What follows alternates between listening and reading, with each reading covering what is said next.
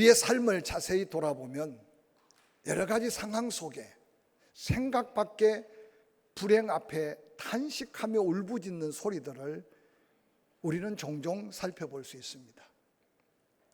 안타깝게 죽은 그 육신을 찾기 위해서 젊은이가 다시 물에서 생명을 잃고 그 부모들의 안타까운 부르짖음이 오늘을 사는 우리가 함께 경험하고 있는 이 세상 속의 고통입니다. 먼 나라 전쟁 소식에 이어서 우리 가까운 이웃에게 당한 이 불행한 일들은 내일을 알 수 없는 연약한 인간임을 깨우치기라도 하듯이 끊임없이 누군가 막을 수 없고 누군가 비껴갈 수 없는 불행으로 끊임없이 다가오고 있습니다. 오늘 이 자리에 앉아 계신 저와 여러분은 아직도 그러한 불행을 당하지 않았기에 우리는 영원히 그런 불행을 당하지 않고 그런 위기가 우리 앞에 다가올지 않을 것처럼 느끼는 게 믿음이기를 바라지만 내일 일을 알 수 없기에 우리는 다시 한번 하나님의 은혜를 구할 수밖에 없는 믿음의 삶을 살고 있음을 기억하시기를 주의 이름으로 부탁을 드립니다. 오늘 한 여인의 불행한 인생을 소개하면서 그 누구도 해결할 수 없는 그 절박한 불행의 위기 앞에 하나님의 은혜로 인한 인생의 새로운 전환점을 맞이한 한 여인을 성경은 소개하고 있습니다. 그 여인의 불행의 시작은 출생부터가 불행이었습니다. 역사학자 유세부스는 말하기를 이 여인은 가이사라 빌립보에서 온 이방 여인이었다라고 역사 속에 한 줄을 남겼습니다. 성경 어디에도 그가 유대인이라는 말은 기록하고 있지 않았습니다. 유대 사회의 이방인들, 그들은 유대 사회와 함께 할 수 없었던 천한 출생의 여인이었습니다. 뿐만 아니라 당시에 여인으로 출생했다는 것은 사람의 숫자에도 꼽히지 않는 그런 인생이 바로 이 이방인으로 태어난 이 여인의 모습입니다. 당시 유대 사람들은 그런 이방 여인과 상면하고 대화하는 것조차 죄악시 여길 정도로 시대적인 어려움 속에 그의 출생부터가 불행을 안고 출생한 여인 같습니다. 출생도 천한데 그는 병까지 얻었습니다. 병도 당시 유대 사회에 수치스럽고 더러운 병이었습니다. 부정한 병으로 지칭받아서 그 누구와도 함께 할 수 없는, 그래서 오늘 성경에는 그가 결혼을 했거나 안 했거나 전혀 밝히지 않는 것은 결혼을 했더라도 어느 남자가 그런 여자와 함께 살 수 있었겠습니까? 병든 것도 억울하고 불행한데 오늘 성경 본문은 그가 치료가 불가능하여 이제 남은 일은 죽음밖에 없다는 것은 그 여인의 가장 안타까운 불행의 요소일 것입니다. 건강을 잃는다는 것은 모든 것을 다 잃는 것과 같은 우리의 삶에도 건강에 대해서 얼마나 민감하게 살고 있지 않습니까? 의학상 혈류증은 유전으로만 이어지고 여자에게는 해당이 안 되는 병이라고 말하곤 한답니다.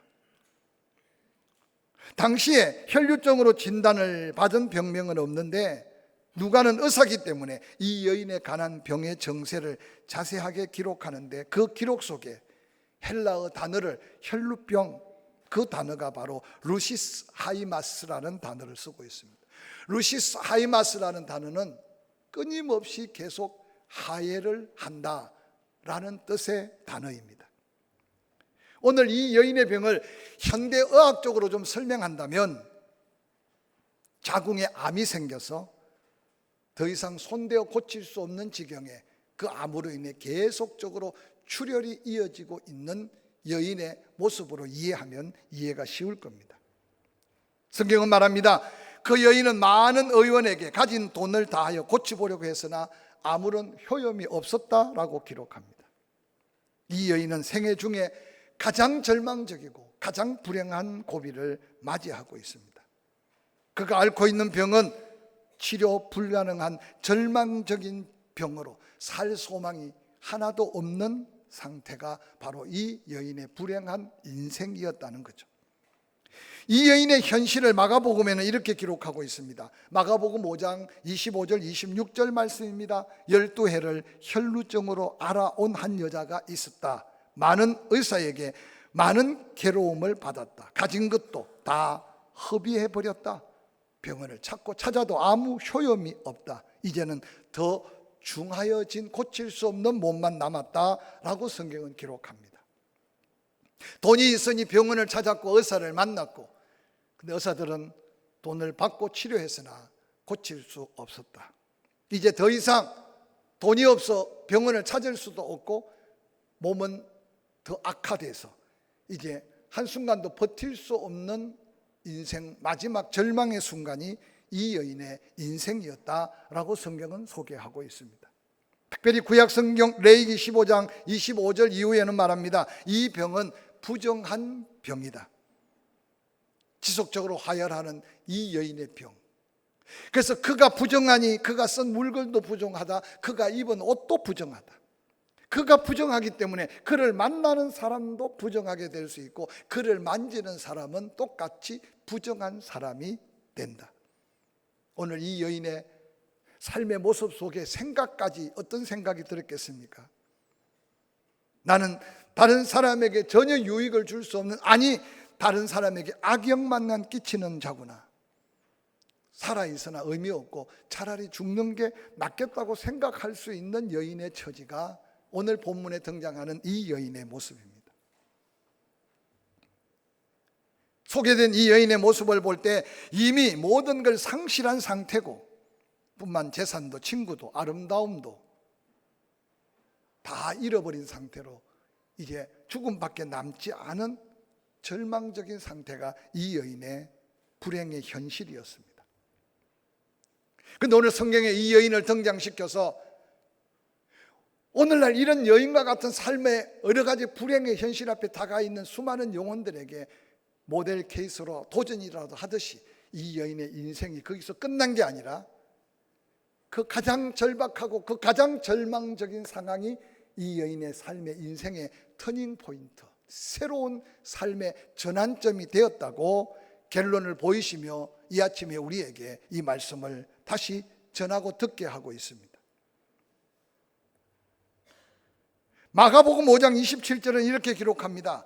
예수의 소문을 이 여인이 듣게 됐다. 무리 가운데 끼어 뒤로 와서 그의 옷자락에 손을 대었다라고 기록하고 있습니다.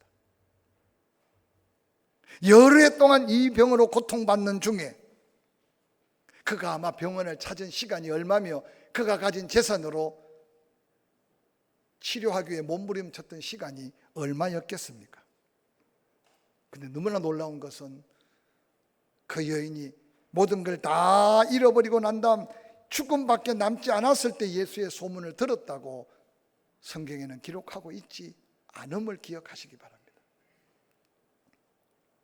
이전에도 아마 들려오는 소문을 들었겠습니다. 그러나 자기에게 돈이 있으니 병원을 찾았고 의사가 자기 병을 고칠 줄로 생각하고 이 병은 저 병은 문을 두드리고 있는 이 여인의 모습을 한번 상상해 보시기 바랍니다. 인생의 가장 절망적인 시기, 마가복음 5장 26절에 오늘 이 여인에 대해서 그렇게 소개합니다. 가진 재물 다 탕진하고 병원을 찾았으나 아무런 치유의 효과가 없고 병이 더 중하였던 차에 다시 예수의 소문이 들려왔다. 그렇게 성경은 소개하고 있습니다. 아마 이전에 들렸던 예수 소문은 그 예수 소문보다 물질로 병원에서 치유할 수 있다는 이 여인의 어떤 확신이 있었을지 모릅니다. 그때 들려왔던 소문은 소문에 불과했지, 이 여인이 모든 것을 걸고 맡기고 의지할 수 있는 믿음이 되지 못했다는 사실 또한 함께 담고 있는 말씀이 아닌가 생각합니다. 그런데 오늘 이 여인은 모든 걸 다 잃고 다 잃어버린 상태, 아무것도 없이 이제는 죽을 날만 기다릴 수밖에 없는 절박한 이 상황 속에서 예수 그리스도의 소문이 들려왔습니다. 아무 소망이 없는 그 순간 그 예수 소문이 자기 마음속에 작은 소망, 희망으로 싹트기 시작했습니다.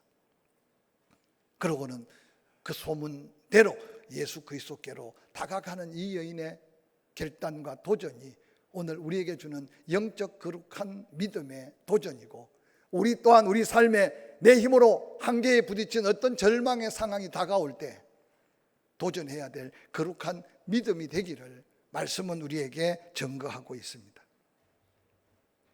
예수 그리스도께 들은 소문, 예수 그리스도를 통한 소문, 이 여인에게 인생의 전환점이 될 줄 누가 알았겠습니까? 성경에 또 다른 한 인물을 소개합니다. 마가복음 10장 46절 이하에 여리고에 예수님이 이르렀습니다. 여리고를 지나갈 때 디메오의 아들 바디메오, 이 바라는 뜻은 아들이라는 뜻이고 디메오라는 뜻은 이름입니다. 날 때부터 소경되어 그 인생이 남에게 도움받지 않고는 살 수 없는 거지라고 성경에는 소개합니다.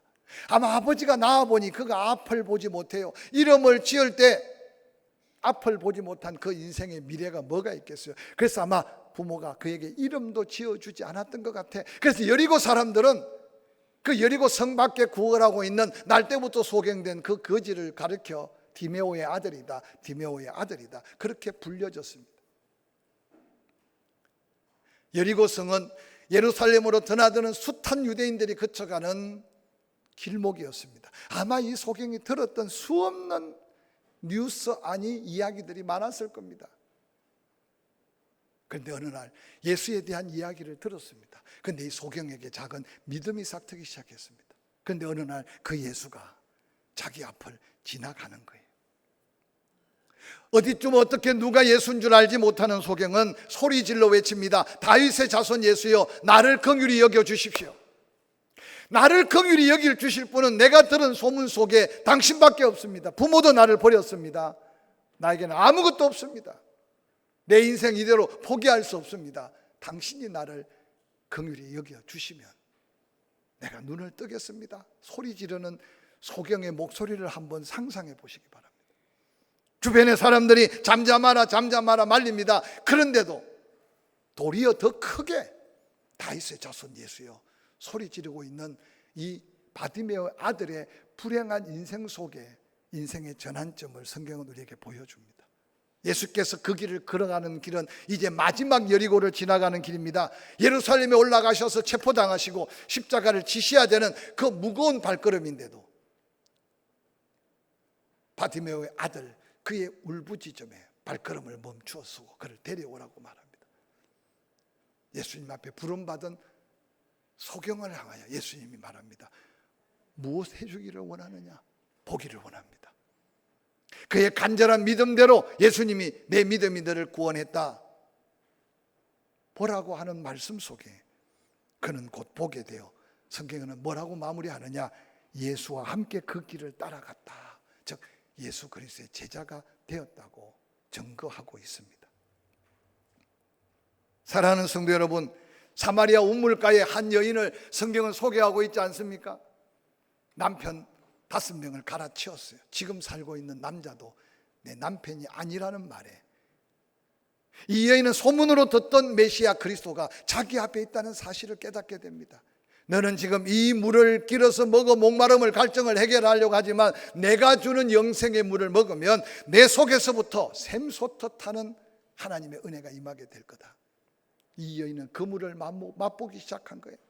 갈증 속에 사람들의 눈을 피해 사람들이 움직이지 않는 정오 12시에 그 우물가에 물을 떠러온 이 여인의 비참한 모습은 오늘 현대인들에게 가슴속 깊이 뼈저리게 느끼는 외로움, 고독, 때로는 아픔과 고통일 겁니다. 그런데 예수를 만난 그 순간 그 여인 가슴 속에 샘솟듯 하는 생수가 터져 넘쳤습니다. 자기를 그렇게 멸시하고 아니 그들 앞에 보이기를 원치 않았던 이 여인이 물동이를 버려두고 사마리아 성 안에 들어가서 수없는 선지자들이 외쳤던 메시아 즉 구원자 그리스도를 내가 만났다 와보라고 외치는 이 여인의 감격이 바로 인생의 전환점 예수를 만난 자들에게 주어진 놀라운 구원과 감격이라는 사실을 성경 곳곳에 소개하고 있습니다. 그런데 오늘 본문의 이 불행한 여인은 여리고 성의 바디메오의 아들 모습과 사마리아 성의 이 여인과 너무나 다른 차별이 있습니다. 그는 부정한 병이라서 사람들과 함께 할 수 없었고 성전으로 들어갈 수 있는 그런 환경도 아니었습니다. 어떤 면에서 가장 악한, 가장 힘든 조건을 가진 여인이 오늘 소개된 열두의 혈루증 앓는 여인이 아닌가 생각합니다. 예수 그리스도께서 병든 자를 고친 사건들을 보면 예수 그리스도께서 찾아오기도 하고 또 예수 그리스도께 몸소 고쳐달라고 안 하시는데도 고쳐주기도 합니다. 놀랍게도 예수 그리스도께서는 필요한 자를 고쳐서 하나님의 영광을 드러냅니다.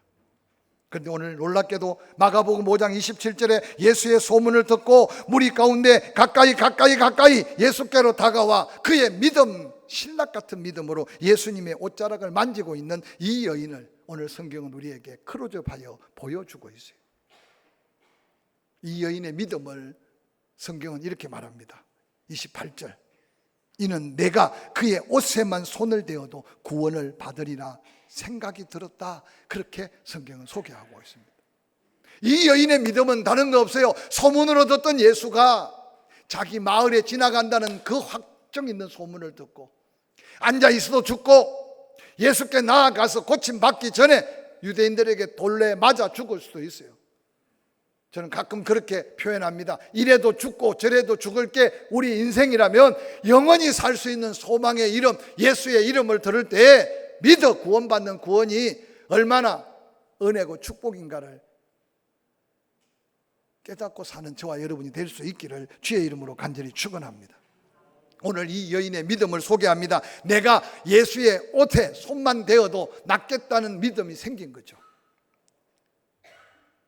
오늘 이 여인은 그 믿음대로 일어났습니다. 그리고 달려나갔습니다. 그 많은 무리들 틈새에 이전에는 그렇게 두려웠던, 사람 만나기 그렇게 꺼려했던 몸에는 여전히 하엘로인의 피비린내가 나고 몰골은 말로 다 표현할 수 없을 겁니다. 누구 앞에 얼굴 들 수 없는 이 여인의 처지를 한번 상상해 보시기 바랍니다. 오늘 체면을 소중히 여기는 우리의 삶의 모습에, 우리의 영적인 모습이 어떤가를 한번 느껴보시길 바랍니다. 그런데 이 여인의 마음속에 그 믿음은 이 여인을 할끔 여러 가지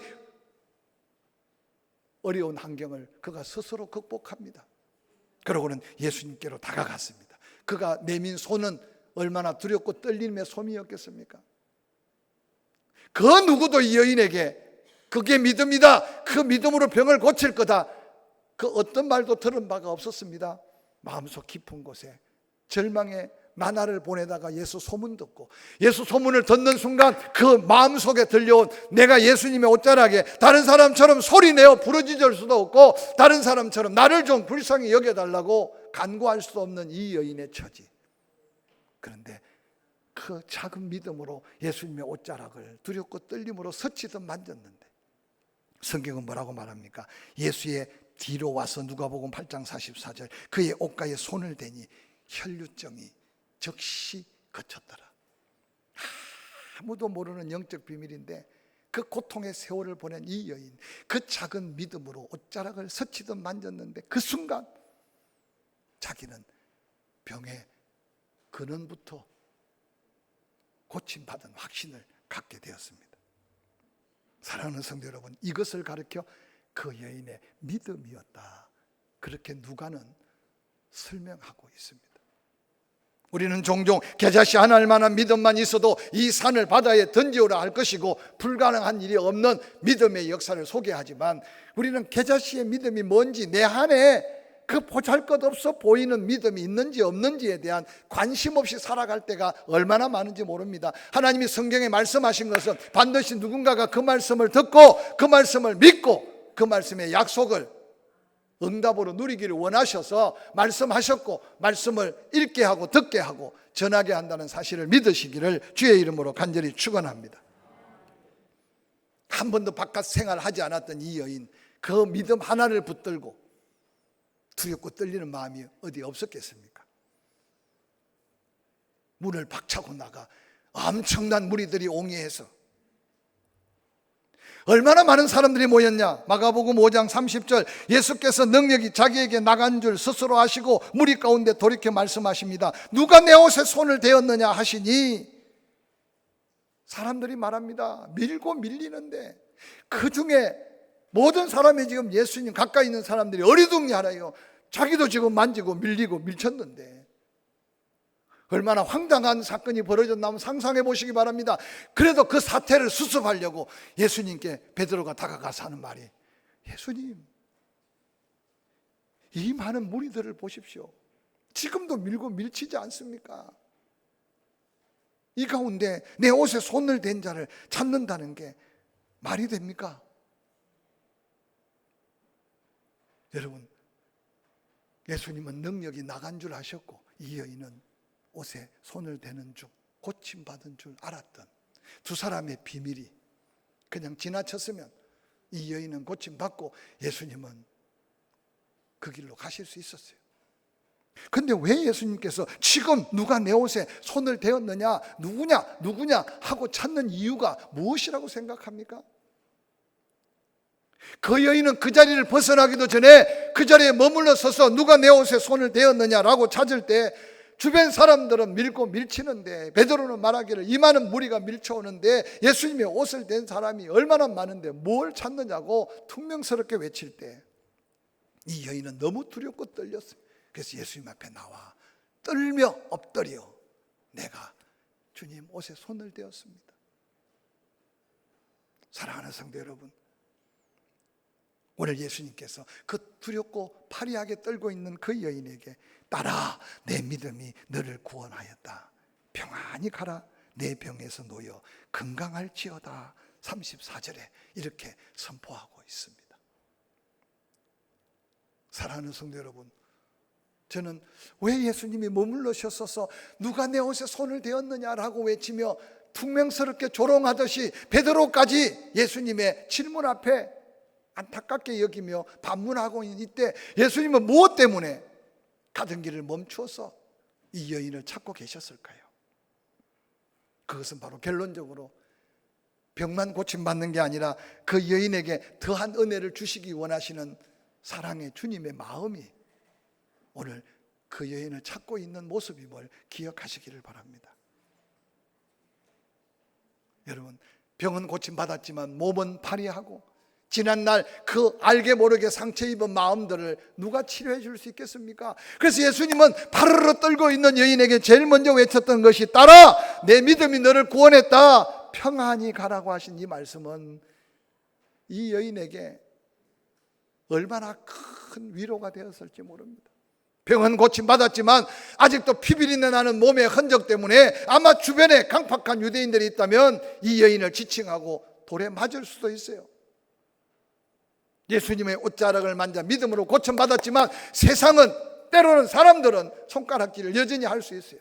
그런데 예수님은 그 여인의 믿음을 보시고 그 여인에게 완전한 회복, 완전한 치유, 모든 사람 앞에 그 아름다운 믿음을 증거하시면서 평안을 선포하는 예수님의 이 놀라운 은혜를 다시 한번 바라볼 수 있기를 주의 이름으로 간절히 축원합니다.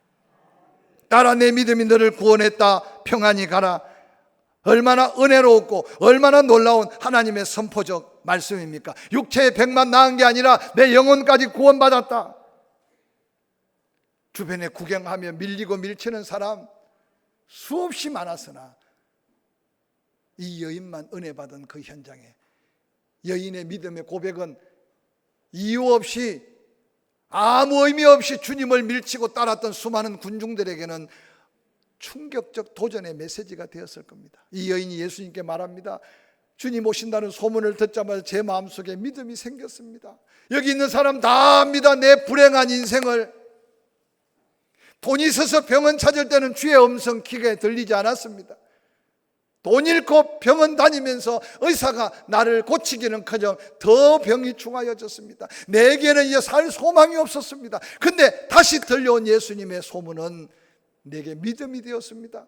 내 마음속에 예수님의 옷자락에 손만 대어도 낫겠다는 믿음이 생겨서 앉아있어도 죽고 발견되어서 돌에 맞아 죽을지라도 길에서 예수님 옷자락 만지는 게 마지막 내게 기회라고 생각하고 나왔습니다. 그런데 옷자락을 만지는 순간 제가 나았습니다.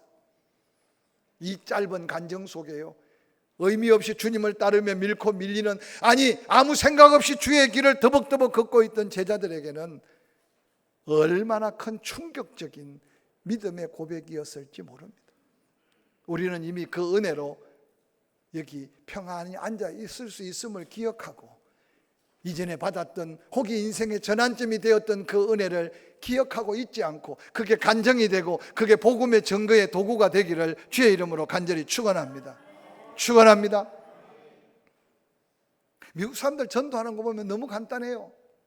제가 언젠가도 한번 간증했지만, 제가 고등학교 때 열심히 특심일 때 미국의 목사님들이 한 16명, 20명, 오늘 우리가 단기 선교를 가듯이 그렇게 미국 사람들 데리고 선교를 와요. 그러고는 전도 대상자를 미리 다 적게 하고, 그러고는 그 집을 방문합니다. 그래서 미국 사람 부부나 아니면 한 두 사람, 그리고 그래도 조금 연계시킬 수 있는 통역이라고 하는 사람 훈련시켜서 한 명씩 제가 한 그룹을 데리고 갑니다. 그런데 영어로 하는데 뭐 압니까? 그래서 미리 한국에다가 간정을 보내서 그걸 한글로 번역을 한 걸 A4이지 한 4분의 3 정도 되는 걸 가져와요.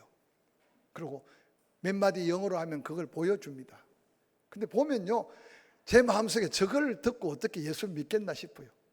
간단하게 하면 우리 아들이 자전거 타고 나갔는데 전봇대하고 부딪혔는데 안 다치고 깨끗하게 괜찮았대. 그게 하나님의 은혜래. 그래서 내가 속으로 그때만 해도, 아니 죽었다가 살아난 것도 아니고 자전거 타고 전봇대 부딪혔는데 상처 안 나고 나은 게 무슨 간증거리인가. 그런데 여러분, 그렇게 더벅더벅하고 눈으로 뜨벅뜨벅 보고 하나님이 화목하는 길 몇 가지 그냥 복음을 전했는데도, 그때는 다 영접 기도하고 다 예수 믿고 거의 절반은 교회 나와서 마지막 집회도 참석하고. 여러분, 말 잘하고 큰 기적이 나타나야만 믿는 게 아니라, 이 작은 믿음이 기적이 되고, 이 믿음의 여인의 고백은 의미 없이 주님을 따르던 수많은 군중들에게, 특별히 수요일 저녁에 말씀을 나눌 텐데, 그 가운데 해당장 야이로가 엄청난 충격적 믿음을 갖게 되는 이 여인의 고백으로, 여러분에게는 이미 이 같은 간정이 있고 이 같은 믿음이 있었기에 파란만장한 세상 속에 오늘 여기까지 있다는 사실을 기억하시고 더한 은혜를 구하는 믿음의 삶이 되기를 주의 이름으로 간절히 축원합니다. 자그마한 절망감에 낙심하지 마시고, 자그마한 할 수 없는 일 때문에 부딪혀서 실망하지 마시고 믿음을 구하시기를 주의 이름으로 간절히 축원합니다. 뿐만 아니라 예수 그리스도께서 육신의 병뿐만 아니라 영적으로 구원받기를 원하셨습니다. 마음으로 믿어 의에 이르고 입으로 시인하여 구원에 이르듯이, 이 여인의 믿음은 예수님의 옷자락을 만지면 자기 혈류의 근원이 마를 병만 고치는 믿음이었다고 한번 생각해 보시기 바랍니다. 근데 예수님은 그 믿음이 너무 귀해서 병만 고치는 믿음이 아니라 영원한 구원에 이르는 하나님의 영광의 은혜를 덧입혀 주기를 원하셨던 거죠. 할렐루야. 사랑하는 성도 여러분, 작은 일에도 감사 잊지 마시기 바랍니다. 하나님 뭐가 부족해서 우리 입으로 고백하고 감사의 예물을 드리고 이웃을 향하여 손을 펴고 구제하고 나누라고 하시겠습니까? 그 작은 사랑의 믿음 위에 하늘과 땅의 모든 권세를 가지신 하나님의 은혜를 덧입혀 주기 위해 우리 손이 펴어지기를 마하고 우리 마음이 열려지기를 원하고, 할렐루야.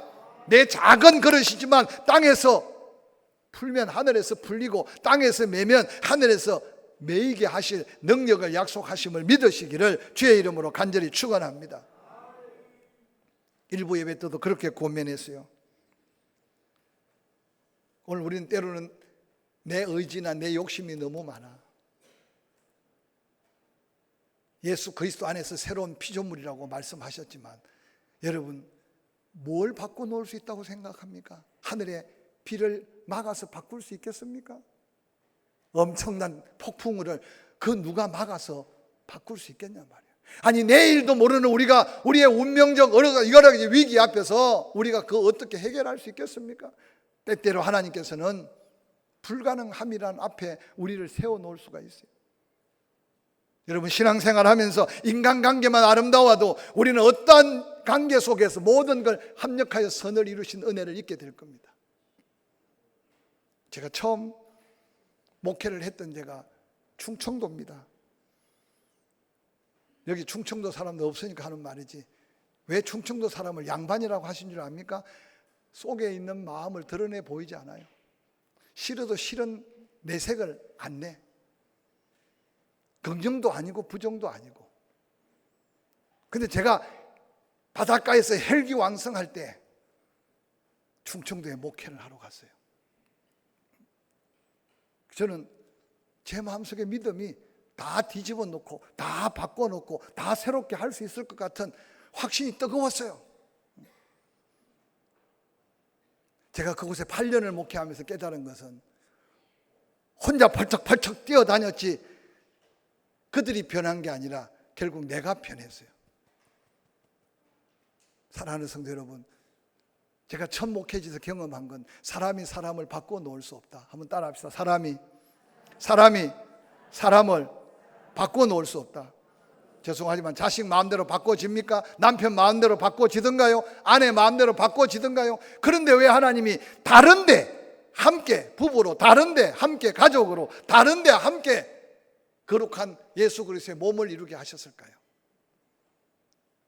그 고민 속에 하나님 제게 준 감동은, 사람이 사람을 바꿀 수 없지만 은혜가 충만할 때는 하나님의 말씀대로 살 수 있어서 아름다운 사랑과 은혜가 넘쳐요. 근데 은혜가 떨어지면 본래 모습으로. 그래서 결국은 우리가 은혜를 갈망해야 되는 이유가 여기 있어요. 오늘 예수님은 이 여인 병만 고침받기를 원하는 믿음에 머물러 있기를 원하지 않으셨어요. 그래서 많은 사람 앞에 세워서 병만 고침받기를 원하는 믿음도 없는 군중들에게 이 여인의 온전한 믿음으로 더 세워가면서 그들이 무엇을 바라보고 주님을 따라야 할지를 선포하고 있는 이 무언의 메시지는, 오늘 우리 한 사람 한 사람이 믿음 위에 더한 믿음을 갖고 은혜 위에 더한 은혜를 받아야 될 이유가, 나로 인해서 내 가족뿐만 아니라 나로 인해서 내 주변에 하나님의 더한 은혜의 통로가 되게 하기 위한 하나님의 섭리가 있음을 기억하시기를 주의 이름으로 간절히 축원합니다. 따라, 내 믿음이 너를 구원했다, 평안하게 가라. 이 말씀 속에 이 여인은 움직이는 예수 그리스도의 은혜의 증거고 하나님의 하나님 되심의 아름다운 증거임을 기억하시기를 주의 이름으로 간절히 축원합니다. 옆 사람 쳐다보고 격려하십시다. 믿음 위에 더한 믿음, 은혜 위에 더한 은혜 누리며 사시기를 축복합니다.